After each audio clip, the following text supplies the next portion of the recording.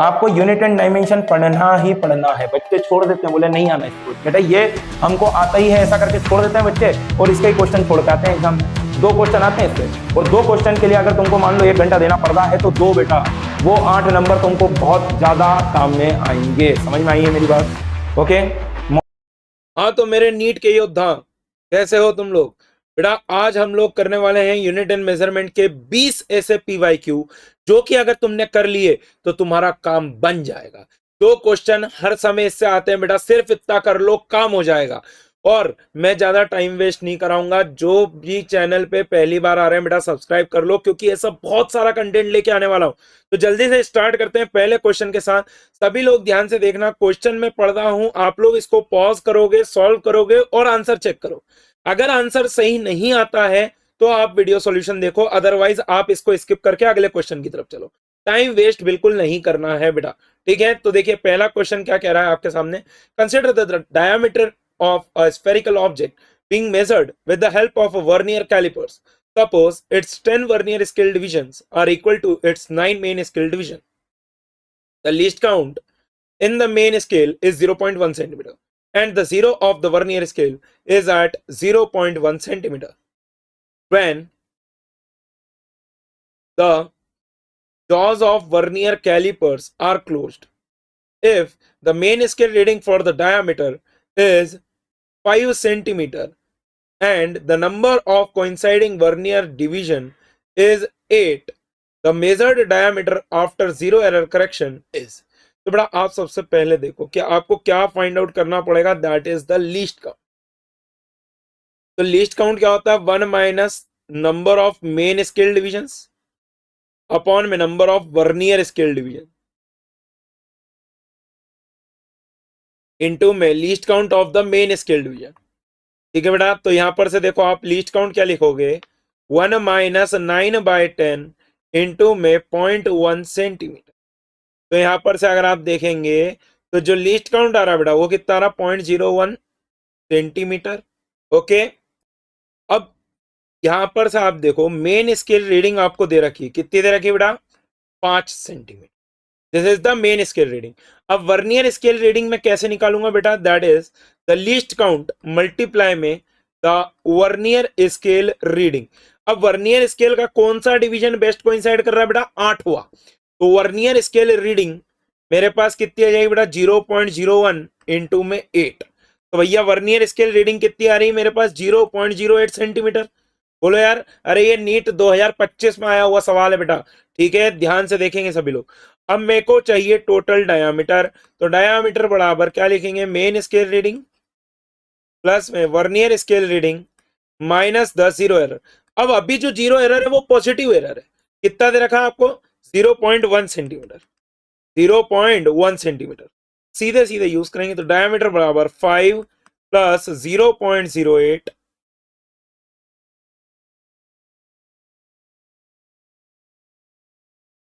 0.08 minus this is 0.1। तो यहां पर से आप देखिए डी बराबर कितना बन जाएगा? 4.98 सेंटीमीटर। कितना आ जाएगा बेटा? 4.98 सेंटीमीटर। तो हमारे पास करेक्ट आंसर क्या आ रहा है बेटा? That for this question that is option A will be the correct choice. कितने बच्चों ने ये क्वेश्चन सही करा आप लोग गिनते चलना, मैं आपको आखिरी में बोलूंगा कि आपका कितना स्कोर आ रहा है। बढ़िया क्वेश्चन था, नीट 2025 का ये क्वेश्चन है। कहाँ का क्वेश्चन है बेटा? नीट 2025 का। अगले क्वेश्चन की ओर चलते हैं। आई होप कि आपको मजा आ रहा होगा। अगले क्वेश्चन की ओर चलते हैं। A physical quantity P is related to the 4 observation A, B, C and D as follows. P is equals to A cube B square upon C root D. The percentage errors of measurement in A, B, C and D are 1%, 3%, 2% and 4% respectively. The percentage error in the quantity P is, बेटा आप मेरी बात समझो, error हर समय add होगा। Error हर समय क्या होगा? ऐड होगा। तो डेल्टा पी बराबर डेल्टा पी बाय पी बराबर क्या बनेगा? 3 times of delta A by A plus में 2 times of delta B by B plus में delta C by C plus में 1/2 times of delta D by D. अब मैंने minus नहीं लिखा, क्यों? क्योंकि एरर हर समय ऐड होगा। भाई आप क्या करेंगे? दोनों तरफ मल्टीप्लाई बाय 100 कर दो, तो ये क्या आ जाएगा बेटा, percentage error in the P. तो percentage error in the P is equal to 3 times of percentage error in the A is given as 1%, plus में percentage error in the B is given as 3%, plus में percentage error in the C is given as 2%, and C में आपको दे रखा है 4%।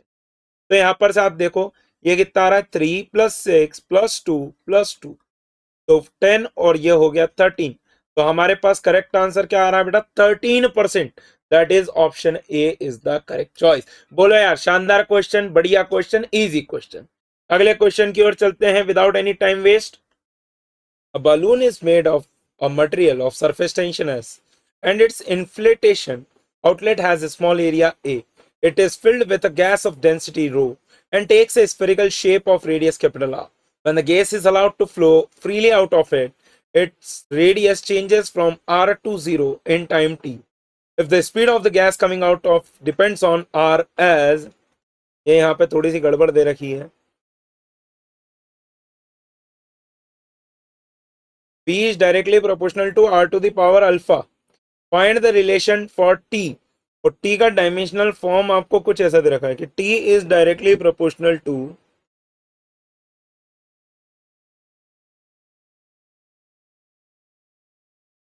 S to the power alpha, A to the power beta, and rho to the power gamma, and R to the power delta. ठीक है बेटा। अब यहां पर से देखो S क्या है, सरफेस टेंशन। भाई टाइम के डायमेंशन तो क्या हो जाएंगे, m0 l0 t1, that is k एक कांस्टेंट ले लो, डायमेंशनलेस कांस्टेंट। सरफेस टेंशन के डायमेंशन होगा बेटा mt-2 अल्फा, एरिया के डायमेंशन होगा L2 बीटा, रो के डायमेंशन ml-3 गामा, R के डायमेंशन मतलब कि L डेल्टा। तो यहां पर से आप देखो m0 l0 t1 that is equal to k times of m की पावर अल्फा प्लस गामा। बेटा जब बेस सेम होता है तो हम क्या कर सकते हैं, पावर को ऐड कर सकते हैं। l की power 2 beta -3 gamma plus delta, और t की पावर -2 अल्फा बस इतना ही है। ठीक है बेटा। नाउ कंपेयर द इक्वेशन, क्या मिल जाएगा मेरे पास, alpha plus gamma equal to 0, 2 beta -3 gamma plus delta that is equal to 0, और माइनस का 2 अल्फा बराबर 1। तो अल्फा बराबर कितना आ रहा है बेटा, माइनस का 1/2। अब यहां पर से देखो अल्फा बराबर -1/2, तो गामा बराबर कितना आ रहा है, 1/2। अब मेरे को बीटा भी चाहिए, बीटा भी चाहिए। तो यहां पर से आप ध्यान से देखो, 2 बीटा -3 गामा प्लस का delta that must be equal to 0। अब मेरे पास गामा आ चुका है, अल्फा आ चुका है,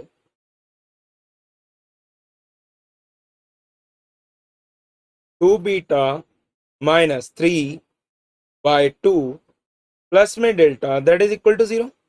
यहां पर से देखो 2 बीटा -3/2 प्लस में delta that is equal to 0। अब देखो बेटा चार ऑप्शन में जब आपके ये दो तो सेट हो गए थे कि अल्फा की वैल्यू इतनी आ रही है, गामा की वैल्यू इतनी आ रही है, बीटा के उसमें दो ही ऑप्शन थे। तो आप जब 1 को सेट करेंगे यहाँ पर, कि अगर मैं मान लो बीटा को 1 ले लेता हूँ, तो 3/2 plus delta that is equal to 0। तो यहाँ पर आप देखो यह बन जाएगा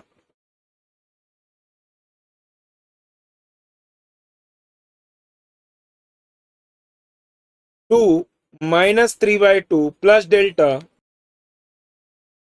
दैट इज इक्वल टू 0। तो यहाँ पर से डेल्टा की वैल्यू कितनी आ रही, -1/2। तो ये सेटिस्फाई नहीं कर रहा। अब आपको क्या करना पड़ेगा, बीटा बराबर -1 लेना पड़ेगा। तो देखो -2 बीटा -3/2 प्लस में delta that is equal to 0। तो यहाँ पर से आप देखो डेल्टा बराबर कितना आ रहा, 7/2। एक ऑप्शन मैच करेगी। समझ में आया। सो दिस इज द तरीका बेटा, this is the method to solve this question. अगले क्वेश्चन की ओर चलते हैं। In a vernier caliper n+1 divisions of vernier scale coincide with n divisions of the main scale. If 1 MHD represent 0.1 mm, the vernier constant in centimeter is। ये NEET 2024 का question है शायद। तो देखो बेटा फॉर्मूला क्या होता है, 1 - n/n+1। मैंने आपको क्या बताया था अभी, number of main scale division upon में number of vernier scale division into में the least count of the main scale that is 0.1 mm। तो यहाँ पर से आप देखो वर्नियर कांस्टेंट बराबर क्या बनेगा बेटा, 1/n+1 इंटू में 1/10 mm। अब हमको तो काय में निकालना है, सेंटीमीटर में, तो भैया 1/10 और करना पड़ जाएगा, तो ये क्या जाएगा 1/100 n+1 centimetre. Okay, so the vernier constant is option B will be the correct choice. ठीक है बेटा, समझ में आ रहा है सबको, मजा आ रहा है? जल्दी से एक बार कमेंट कर दो कि 4 में से कितने बने बेटा। ठीक है, आगे चलते हैं अगले क्वेश्चन की ओर। The quantities which have the same dimension as those of the solid angle are. तो देखो बेटा, सॉलिड एंगल मतलब कि इसके क्या डायमेंशन होते हैं आपके पास, it is a dimensionless quantity, it is a dimensionless quantity. तो बेटा स्ट्रेन के भी कोई डायमेंशन नहीं होते और प्लेन एंगल के भी कोई डायमेंशन नहीं होते। आर्क इज अ लेंथ बेटा, आर्क इज अ लेंथ, तो इसके डायमेंशन होंगे। तो आपके पास करेक्ट आंसर क्या आएगा, option A will be the correct choice. देखो स्ट्रेस के तो न्यूटन पर मीटर स्क्वायर है, तो ml -1t-2 हो जाएगा। एंगल के कोई डायमेंशन नहीं होते क्योंकि 7 फंडामेंटल के साथ में 2 सप्लीमेंट्री यूनिट्स होती है। ठीक है बेटा, आगे चलते हैं अगले क्वेश्चन की ओर। A force defined by F is equal to alpha T square plus में beta T act on a particle at time T, the factor which is dimensionless is. अब आप देखो बेटा, समझना ध्यान से जरा। अगर मैं ऐसे सॉल्व करना चाहूं तो मेरे पास अल्फा के डायमेंशन क्या आ जाएंगे भाई, हमको चाहिए mlt-2 अपॉन में टी स्क्वायर। ठीक है, तो अल्फा के डायमेंशन क्या बन जाएंगे भाई, इसके भी डायमेंशन तो फोर्स के होने चाहिए, तो रख दो बराबर। तो वही तो करा मैंने, तो ये कितना आएगा mlt-4। ठीक है बेटा, अब बीटा के डायमेंशन देखते हैं। तो mlt-2 चाहिए, अपॉन में टी कर दो भाई। तो बीटा के डायमेंशन कितने आ रहे हैं मेरे पास, mlt-3। अब उनने क्या बोला, the factor which is dimensionless. अच्छा, फैक्टर विच इज डायमेंशनलेस, तो भैया हमने बोला अल्फा में अगर आप टी का मल्टीप्लाई कर दोगे तो क्या बीटा के डायमेंशन बन जाते हैं। तो भैया अगर अल्फा टी बाय बीटा करेंगे तो इसके डायमेंशन क्या आ जाएंगे, m0l0 t0। तो समझ में आ रहा है बेटा, option B will be the correct choice. बोलो यार, सिंपल क्वेश्चन, बढ़िया क्वेश्चन, क्लियर होता है। अगले क्वेश्चन की ओर चलते हैं। In an electrical circuit the voltage is measured as V is equals to 200 plus minus 4 volt and the current is measured as I is equals to 20 plus minus 0.2 ampere. The value of resistance is, बेटा V equals to होता है IR, तो भैया I बराबर क्या, sorry R बराबर क्या हो जाएगा, V बाय I। तो R बराबर क्या हो जाएगा 200/20। तो R की स्टैंडर्ड वैल्यू आ रही है 10 ओम। समझ में आया। अब हमको निकालना है एरर, तो भैया हमको निकालना है डेल्टा R बाय R बराबर क्या हो जाएगा, delta I by I plus में डेल्टा V बाय V। ठीक है बेटा, तो डेल्टा R बाय R की वैल्यू है 10, that is equal to delta I। Current में जो बदलाव आ रहा है वो आ रहा है 0.2 अपॉन में 20 प्लस में ये आ रहा है 4 अपॉन में 200। ठीक है बेटा, तो डेल्टा R अपॉन में 10 that is equal to 0.01 plus में 0.02। ठीक है बेटा, तो डेल्टा R बराबर 0.03 मल्टीप्लाई में कितना आ रहा बेटा 10।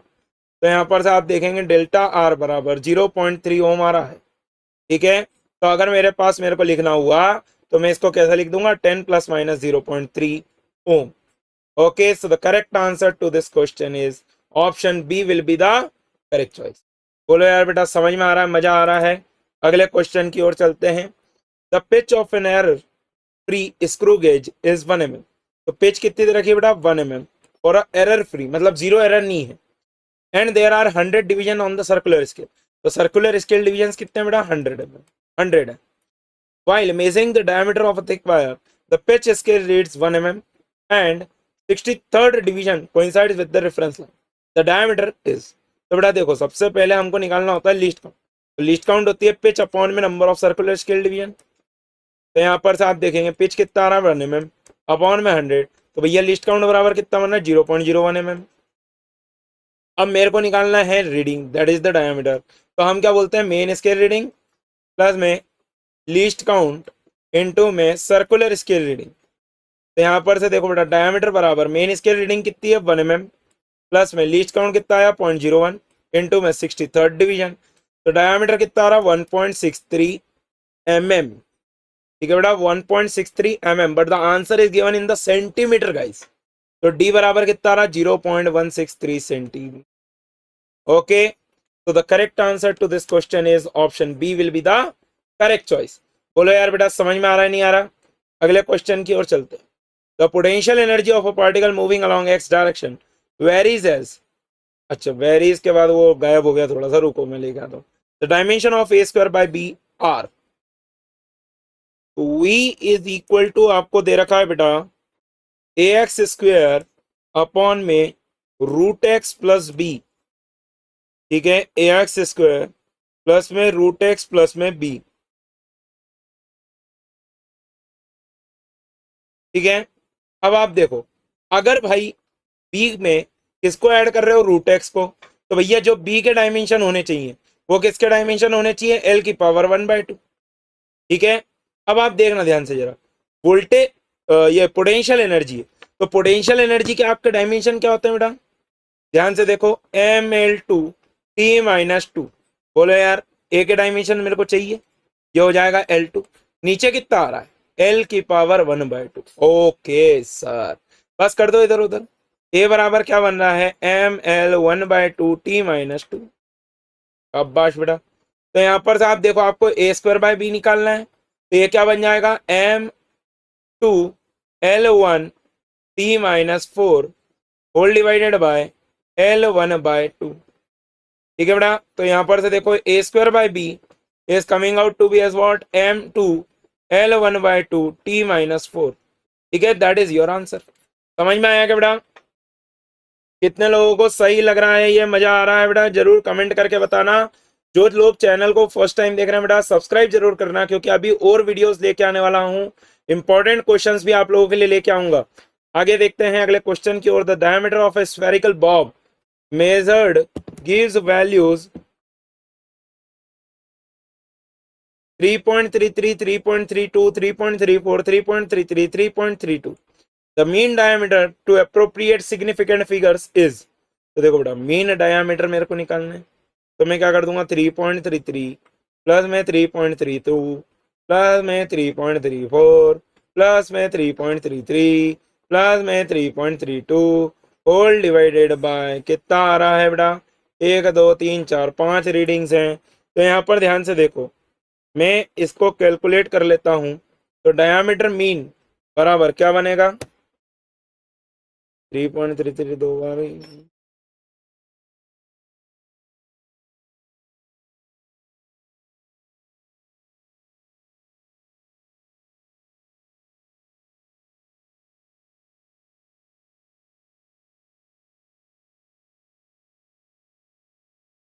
यह आ रहा है बेटा 3.328 सेंटीमीटर। अब हमको उनने क्या बोल के रखा है बेटा कि सिग्निफिकेंट फिगर को आपको ध्यान में रखना है, तो जब ऐड कर रहे होते हैं तो आपको देखना पड़ता है कि कितने least decimal of significant figures हैं। तो भैया डीएम बराबर क्या बन रहा है आपके पास 3.33 centimetre. Okay, so the correct answer to this question is option C will be the correct choice. बोलो यार बेटा सबको समझ में आ रहा है, मजा आ रहा है? बहुत बढ़िया बेटा, मोस्ट इंपॉर्टेंट क्वेश्चंस लेके आया हूं आप लोगों के लिए। अगले क्वेश्चन की ओर चलते हैं। The mechanical quantity which has reciprocal dimensions of mass that is m-1 is, तो देखो एंगुलर मोमेंटम ये तो कदापि नहीं होता है, एंगुलर मोमेंटम तो कदापि नहीं होता है, इसका फॉर्मूला होता है mvr and you will solve, you will get m L2 t-1। ठीक है, कोएफिशिएंट ऑफ थर्मल कंडक्टिविटी, तो यह बनता है q डॉट बराबर k dt/dx। ठीक है, कैसे भी कर लोगे ये नहीं आएगा। टॉर्क के डायमेंशन क्या होते हैं बेटा ml2 t-2, ये वाले निकाल के बताऊं क्या, देखो ये हो जाता है ml2 t-1 sorry t-3 that is equal to k के डायमेंशन चाहिए, a इज the area L2, this is हो जाएगा केल्विन, चलो थीटा लिख लेता हूँ, अपॉन में लेंथ L। तो यहाँ पर से देखेंगे k बराबर बन जाएगा ml t-3 थीटा-1। ठीक है बेटा, ये बन जाएगा k के dimension that is the thermal conductivity, ये मैंने लिख दिया टॉर्क के डायमेंशन। अच्छा किसके अंदर है, ओ हो अच्छा अच्छा अच्छा ठीक है, मैंने गलत पढ़ लिया था क्वेश्चन। तो F बराबर क्या हो जाएगा बेटा G m1 m2 bye r square होता है ना, अब जी के डायमेंशन चाहिए आपको, क्या हो जाएगा F R square by M one M two. Okay sir, तो जी के डायमेंशन देखना बेटा, ये बनेगा M L T minus two, R square मतलब एल टू, अपॉन में ये बन जाएगा एम, और ये भी बन गया एम। तो भैया यहाँ पर साहब देखो जी बराबर क्या बन जाएगा, M L three T minus two by M two. तो यहाँ पर साहब सॉल्व करोगे जी के डायमेंशन क्या आ जाएंगे बेटा, M minus one L three T minus two. तो भैया किसके अंदर dimension of M minus one आ रहे हैं, ग्रेविटेशनल कांस्टेंट के अंदर। ठीक है बेटा, अगले क्वेश्चन की ओर चलेंगे। सभी लोग सॉल्व कर पा रहे हैं कि नहीं बेटा, जल्दी से कमेंट करना। अगर कंटेंट अच्छा लग रहा है, समझ में आ रहा है, तो बिल्कुल बेटा कमेंट जरूर करना यार, थोड़ा सा मुझे भी मोटिवेशन मिलेगा कि आपको समझ में आ रहा है, तो मजा आएगा। The error in measurement which arise due to unpredictable fluctuations in temperature and voltage supply are। तो ये तो बेटा काय के कारण आते हैं, रेंडम एरर के कारण। पर्सनल मतलब कि तुमने कुछ जानबूझ के कर दिया। लीस्ट काउंट मतलब कि भाई तुमने रीडिंग लेने में, मतलब हो सकता है कि तुमने वर्नियर कैलिपर यूज करा जबकि स्क्रू गॉज ज्यादा अच्छा रहता। इंस्ट्रूमेंटल एरर मतलब कि जीरो एरर वगैरह है, तो ये तो रैंडम एरर है ना, जो कि फ्लक्चुएशंस के कारण आ रहे हैं, तो ये तो रैंडम एरर में जाएगा। Next question, a metal wire has mass, radius this, length is this, the maximum possible percentage error in the density। तो भैया देखो मास इज इक्वल टू होता है वॉल्यूम इनटू डेंसिटी। अब बच्चे लिखते हैं इस तरीके से, डेल्टा एम बाय एम बराबर delta V by V plus में डेल्टा, अरे रो लिख लो यार, रो, तो डेल्टा रो बाय रो। तो भैया बच्चे लिखने लग जाते हैं sir delta rho by rho बराबर delta M by M minus delta V by V. बेटा तुम ये करके आओगे तुम्हारा गलत हो जाएगा, क्वेश्चन तुम्हारा गलत हो जाएगा, और तुम बोलोगे हमने तो सही करके आए थे, फिर गलत कैसे हो गया। तो देखो बेटा, तुम इसको ऐसा भी तो लिख सकते थे, rho is equal to M by V, तो डेल्टा रो बाय रो बराबर delta M by M plus में डेल्टा वी बाई वी हो जाएगा। ठीक है, अब देखो मेटल वायर है, तो आप इसको क्या लिखोगे, वॉल्यूम बराबर बनेगा पाई आर स्क्वायर एल। तो भैया डेल्टा वी बाई वी बराबर क्या बनेगा, two times of delta R by R plus में डेल्टा एल बाय, शाबाश। तो डेल्टा रो बाय रो बराबर, बस यूनिट हमको देखनी ही नहीं है, ठीक है, कट जाएगा सब। तो 0.002 अपॉन में 0.4 प्लस में two times of delta R by R that is 0.001 upon में 0.3 प्लस में ये हो जाएगा 0.02 अपॉन में 5। ठीक है बेटा, अब आप यहाँ पर ध्यान से देखिए, डेल्टा रो बाय रो बराबर ये कितना बन रहा है, एक डेसिमल से एक डेसिमल को खत्म कर दो, तो यह बनेगा 0.02 बाय 4 प्लस में एक डेसिमल से एक डेसिमल को खत्म कर दो 0.02 बाय 3 प्लस में यह हो जाएगा 0.02 बाय 5। तो यहाँ पर से देखो इसको मैं कंप्लीट सॉल्व कर लेता हूँ, तो delta rho by rho into में 100 कर दो दोनों तरफ। ठीक है बेटा, तो ये बन जाएगा 2 बाय 4 प्लस में 2 बाय 3 प्लस में 2 बाय 5। अब 2 बाय 5 मतलब कि 0.4 हो गया, 2 बाय 4 मतलब कि 0.5 हो गया, और 2 बाय 3 मतलब कि 0.6 हो गया। तो 6 1.1 1.5 0.4 0.9 1.5 ही आ रहा है यार। अच्छा वो हाँ ठीक है, अप्रॉक्स कैलकुलेट करेंगे तो 1.6 बन जाएगा। कितना आ रहा है बेटा answer, 1.6%, that is option B will be the correct choice. ठीक है बेटा, समझ में आ रहा है, मजा आ रहा है। अगले क्वेश्चन की ओर चलेंगे। Plane angle and solid angle have units but no dimensions. Units होती है बेटा स्टेरेडियन और रेडियन, और डायमेंशन लेस होते हैं। ये कौन सी यूनिट्स कहलाती हैं, supplementary units. These are the supplementary units. 7 क्या होती है, फंडामेंटल, और 2 कौन सी होती है बेटा, सप्लीमेंट्री यूनिट्स। ओके, अगले क्वेश्चन की ओर चलते हैं।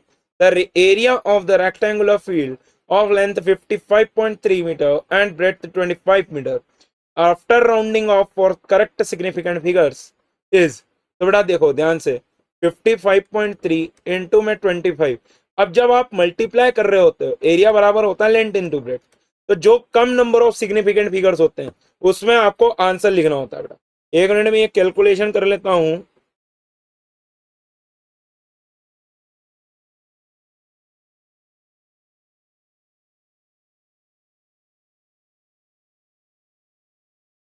फिफ्टी 5.3 इंटू में 25, तो ये आता है बेटा एरिया बराबर 1382.5 मीटर स्क्वायर। अब बेटा तुम अगर ये लगा दोगे तो तुम सोचोगे कि हमने तो सही लगा दिया, गलत लगा दिया। देखो जरा ध्यान से, सिग्निफिकेंट फिगर कितने थे? लीस्ट 2।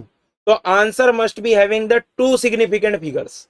तो बेटा हमको इसको क्या करना पड़ेगा? पहले तो 3 में लेके जाओ, फिर राउंडिंग ऑफ खेलेंगे। तो 13.825 आई कैन राइट इनटू में 10 की पावर कितना बन जाएगा बेटा?